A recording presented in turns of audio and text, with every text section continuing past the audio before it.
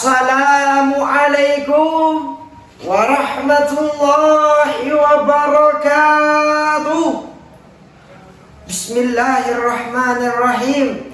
Hamdan wa syukran lillah, salatan wa salaman ala rasulillah, la nabiyya ba'dah, amma ba'du. Dewan Hakim yang arif nan bijaksana, sahabat da'i dimanapun antum berada, semoga senantiasa di dalam lindungan Allah subhanahu wa ta'ala. Amin ya Allah ya Rabbal Alamin. Tak kenal maka tak sayang.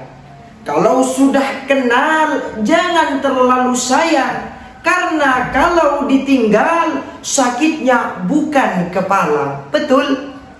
Perkenalkan, nama saya Fakhrizal Anas, cowok manis asli dari UIN Sunan Ampel, Surabaya. Saudaraku yang dirahmati oleh Allah, perlu kita ketahui bersama bahwasanya ketika Rasulullah Sallallahu Alaihi Wasallam mengalami peristiwa Isra Mi'raj, terjadilah suatu proses yang kita sebut sebagai kristalisasi. Apa yang dimaksud dengan kristalisasi, saudaraku? Yakni terbentuknya suatu sikap yang semakin jelas antara tiap-tiap golongan. Yang beriman semakin mantap keimanannya, yang ragu-ragu kembali lagi ke agama sebelumnya, yang kafir semakin kurang ajar perlakuannya. Inilah yang kita sebut kristalisasi antar golongan. Maka dari itu hadirin, pada kesempatan kali ini izinkanlah saya menyampaikan sepatah dua patah kata dengan tema ukhuwah Islamiyah. Saudaraku yang dirahmati oleh Allah, jikalau kita berbicara mengenai ukhuwah Islamiyah, maka secara tidak langsung akan terbesit di dalam pikiran kita arti dari sebuah persaudaraan. Betul?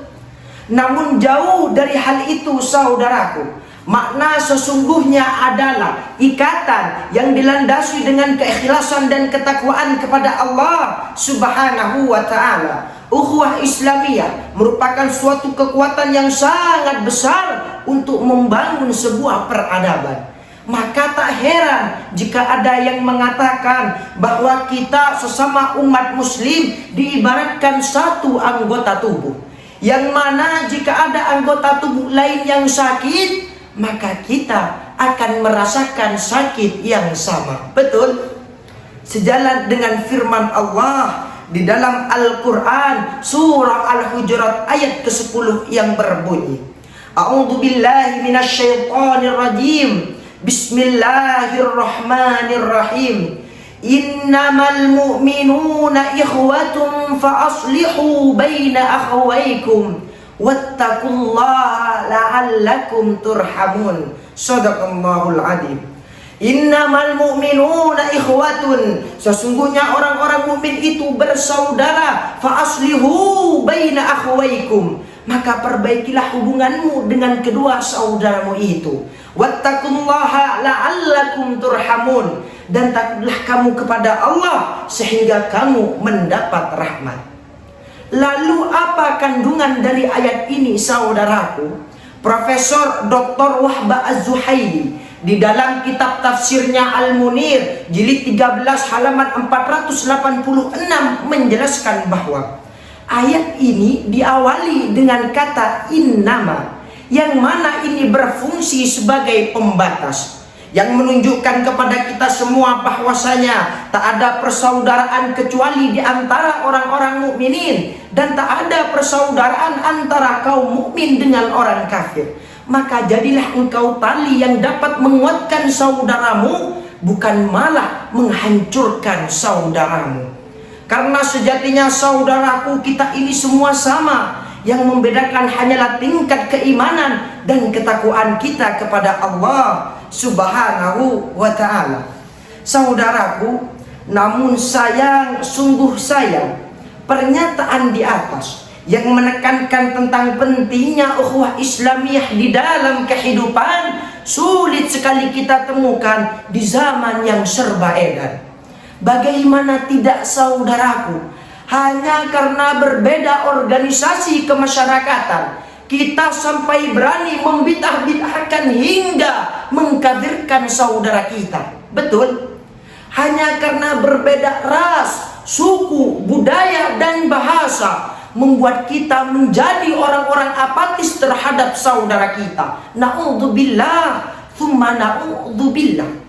Padahal saudaraku, dengan adanya perbedaan kita bisa lebih mudah untuk menggapai kejayaan. Sebagai contoh, bisa dilihat bagaimana Rasulullah mengajarkan mempersatukan antara kaum Mekah dan Madinah agar tak menimbulkan perpecahan. Walaupun banyak yang meragukan, tapi beliau tak tergoyahkan. Apa buktinya? Adanya piagam Madinah dan perjanjian Hudaybiyah sebagai bentuk persatuan. Dari kisah ini bisa kita ambil hikmah dan pelajaran bahwa kita hidup di dunia harus menjadi hamba yang toleran terhadap setiap perbedaan. Maka dari itu hadirin, hal ini juga sejalan dengan hadis Rasul yang berbunyi an Ibnu Abbas, dari Ibnu Abbas qala, ia berkata, qila di Rasulillah sallallahu alaihi wasallam, ditanyakan kepada Rasulullah sallallahu alaihi wasallam, ya Rasulullah, wahai Rasulullah, ayyul adyani ahabbu ilallah, agama manakah yang paling dicintai oleh Allah? Qala, Rasul menjawab, al-hanifiyatus samha, agama yang lurus lagi toleran. Hadis riwayat Imam Bukhari. Maka dari itu hadirin, marilah kita tanamkan di dalam jiwa, biar sekata, biar seirama, biar cetar membahana, nyut-nyutan di dalam dada, bahwasanya ukhuwah Islamiyah merupakan aspek terpenting di dalam kehidupan kita yang harus kita jaga dimanapun kita berada. Tak peduli kau berasal dari mana, tak peduli seberapa banyak harta yang kau punya, sekali kau mengucapkan la ilaha illallah Muhammadur Rasulullah, sampai mati pun kita akan tetap menjadi saudara. Marilah kita kuatkan iman, jagalah barisan, serta memperkuat tali persaudaraan untuk bisa menggapai suatu kejayaan di masa yang akan datang.